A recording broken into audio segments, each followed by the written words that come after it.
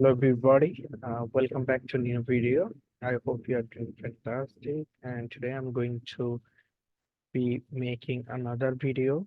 And you guys mentioned last few days going through with the structures of spoken English. That's why I have chosen this topic. Let's get started. আজকে আমরা 15তম rules থেকে আলোচনা শুরু করব এবং চলুন শুরু করা যাক। আজকের প্রথম রুলসটি হচ্ছে কোনো কিছু বা বা কেউ কাউকে কিছু বানাচ্ছে বা তৈরি করছে ইত্যাদি বোঝাতে আমরা কিভাবে মেকিং এর ইউজটা করব।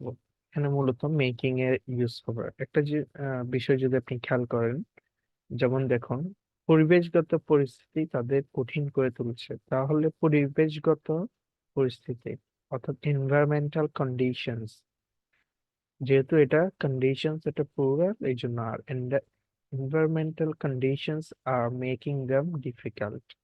এখন the thing is that which is important, how you should practice this kind of structures. প্রথমত আপনাকে স্ট্রাকচারের প্যাটার্নটা ধরতে হবে।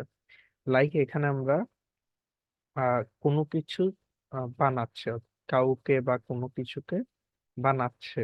এই যে কোনো কিছু বা কেউ কাউকে কিছু বানাচ্ছে, এই অর্থে হচ্ছে যে আমরা দেখবো, আপনি যদি স্ট্রাকচারটা ধরতে পারেন, যেমন কি অ্যামিজার এর সাথে কি হবে, ভার্বের আইএনজি ফর্ম দিয়ে মেকিং হবে, সাথে পার্সন। ঠিক আছে, তারপরে দেন আপনি এই পাঁচটা এক্সাম্পল বা সেন্টেন্স প্র্যাকটিস করেন 20, 30, 40 times, দেখবেন you will be able to use this one while you are talking, while you are exchanging information with others. তাহলে environmental conditions are making them difficult, পরিবেশগত পরিস্থিতি তাদের কঠিন করে তুলছে। দেন হচ্ছে কর্তৃপক্ষ তাদের দক্ষ করে তুলছে। কর্তৃপক্ষ ইংরেজি কি, the authorities are making them efficient, efficient অত দক্ষ। তাহলে the authorities are making them efficient, সে আমাকে বোকা বানাচ্ছে, he is making me fall। Coach তাদের দক্ষ ক্রীড়াবিদ করে তুলছে, অর্থাৎ অ্যাথলেট করে তুলছে। The coach is making them skilled athlete, তাহলে হচ্ছে দক্ষ ক্রীড়াবিদ। তারা কি তোমাকে খারাপ করে তুলছে? আর দে মেকিং ইউ ওটস, ওটস মানে কি খারাপ। কেন তারা তাকে অনমনীয় করে তুলছে, অর্থাৎ কোনো কিছুতে নমনীয় না, উত্তেজিত, crazy. Okay, this kind of people. তাহলে রিগ্রিড মাইন্ডেড মানে কি অনমনীয় মনের। Why they making him regret, অর্থাৎ তারা কেন তাকে অনমনীয় অনমনীয় করে তুলছে। নেক্সট স্ট্রাকচারটি হচ্ছে হ্যাভ বা হ্যাজ এর সাথে মেড, অর্থাৎ কেউ কাউকে দিয়ে কিছু করিয়েছে, এই অর্থে ব্যবহৃত হবে। হ্যাভ এর সাথে কি হবে, আমরা যখন হ্যাভ এর সাথে কি হবে, মেড, হ্যাভ হবে কি থার্ড পার্সন সিঙ্গুলার নাম্বারের সাথে হ্যাজ, বাকি সবকিছুর সাথে কি হবে, হ্যাভ।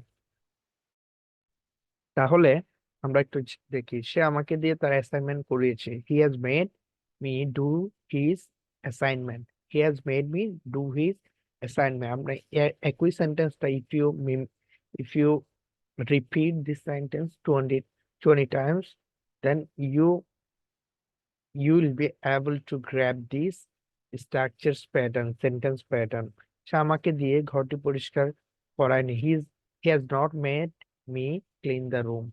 তারা আমাকে দিয়ে কাজটি করিয়েছে, they have made me do this work, they have made me do this work। আমি কি তাকে কাজটি করিয়েছি, I have made him do this work, অর্থাৎ আমি তাকে দিয়ে কাজটি করেছি। সে সে কি তোমাকে দিয়ে কাজটি সম্পূর্ণ করেছে, has he made you finish the work, has he made you finish the work? ওকে, আজকে 3 নাম্বার স্ট্রাকচারটি হচ্ছে, আমি এই স্ট্রাকচারটি শেষ স্ট্রাকচার। আই হোপ আপনারা খুবই এনজয় করবেন। ছোট ছোট ইনফরমেশন গুলো আপনি গেইন করতে করতে একটা সময় গিয়ে 3টা 4টা স্ট্রাকচার গুলো যখন 100-এ রূপান্তরিত হবে, তখন দেখবেন you are definitely a person who is capable to communicate with people in English. It's not a big deal. It depends on how much consistent you are, how much uh, effort doing effort you every single day. Now 17, ওকে 17 হচ্ছে যে কি likely to B কি কোনো কিছু হওয়ার সম্ভাবনা বা কোনো কিছু হওয়ার সম্ভাবনা আছে। আমরা বলি না আজকে বৃষ্টি হওয়ার সম্ভাবনা আছে, আজকে আজকে ঈদ হওয়ার সম্ভাবনা আছে। ঠিক আছে, আজকে হচ্ছে যে নট ঈদ, সরি, আজকে হচ্ছে যে আহ আজকে হচ্ছে চাঁদ রাত হওয়ার সম্ভাবনা আছে। ঠিক আছে, এই ধরনের সিচুয়েশন আমরা ইউজ করব। তাহলে স্ট্রাকচারটা কি, লাইকলি টু বি, সবসময় বি এর পরে আইএনজি হয় অথবা কি ভাবে বি3, depends on the situation. The sentence structures it seems like after B you have to use B3। তাহলে এলাকাটি মহামারী দ্বারা প্রভাবিত হওয়ার সম্ভাবনা আছে। দ্য এরিয়া অর্থাৎ এলাকাটি ইজ লাইকলি টু বি হওয়ার সম্ভাবনা আছে। ইফেক্টেড মানে কি, ইফেক্টেড মানে কি প্রভাবিত হওয়া বাই দ্য প্যান্ডেমিক অর্থাৎ মহামারী। The area is likely to be affected by the pandemic. আচ্ছা, এই সিদ্ধান্তের বিরুদ্ধে আপিল হওয়ার সম্ভাবনা রয়েছে। The decision is likely to be appealed, likely to be অ্যাপিলড।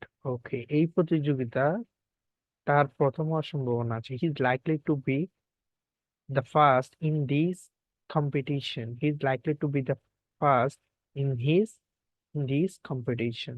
তাদের কি এই সম্মেলনে আমন্ত্রণ জানানোর সম্ভাবনা আছে? তাহলে দে আর লাইকলি টু বি অর্থাৎ তাদের আহ, কি সম্ভাবনা আছে, be invited, to be invited অর্থাৎ কি আমন্ত্রিত হওয়া, টু দিস সেম্পিজম। সেম্পিজম মানে কি, সেম্পিজম মানে কি এই সম্মেলন। Thank you so much. I hope you guys enjoyed this video.